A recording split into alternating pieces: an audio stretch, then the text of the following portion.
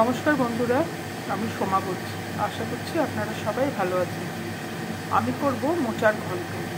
মোচাটাকে আমি সেদ্ধ করে নিয়েছি। এই রান্নাটা ঘিতে হবে। আমি কড়াতে ঘি দিয়ে দিলাম, জিরে, তেজপাতা, শুকনো লঙ্কা দিয়ে দিলাম ফোড়ন।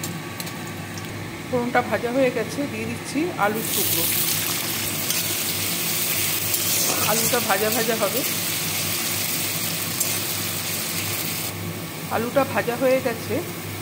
এখানে আমি কাজু টুকরো করে রেখেছি, কিশমিশ, কাঁচা লঙ্কা, একটু আতপ চাল, এগুলো আমি দিয়ে ভাজবো।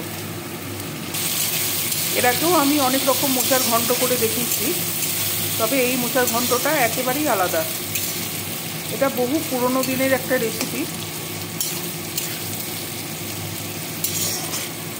একবার এরকম করে ঘন্ট রান্না করে খাবেন, আশা করছি আপনাদের ভালো লাগবে।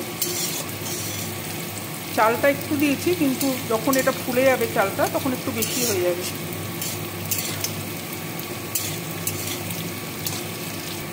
ভাজা হয়ে গেছে, আমি এবার নারকোল দিয়ে দিচ্ছি। নারকোলটা এর সঙ্গে আমি ভেজে নেব।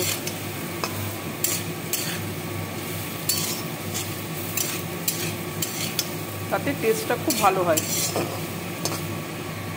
আমার সব ভাজা হয়ে গেছে। এবার আমি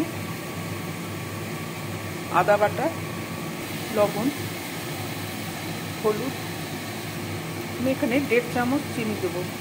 রান্নাটা একটু মিষ্টি মিষ্টি হবে। জিরে গুঁড়ো, লঙ্কার গুঁড়ো দিলাম।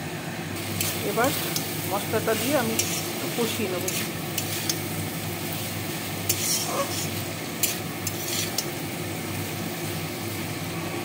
একটু জল দিয়েছি।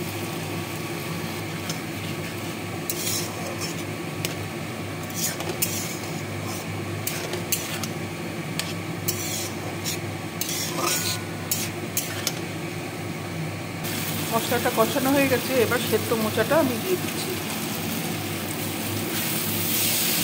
সেদ্ধ মোচাটা দিয়ে আমি একসঙ্গে সব মশলাটা আমি কষিয়ে নেব।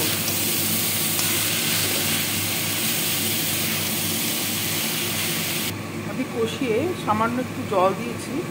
এবার আঁচটা কম করে আমি ঢাকা দিয়ে আলুটাকে একটু সেদ্ধ হতে দেব। আলুটা সেদ্ধ হয়ে গেছে,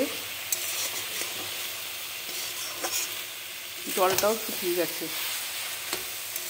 এবার আমি একটু গরম মশলা গুঁড়ো, একটু ঘি দিলাম।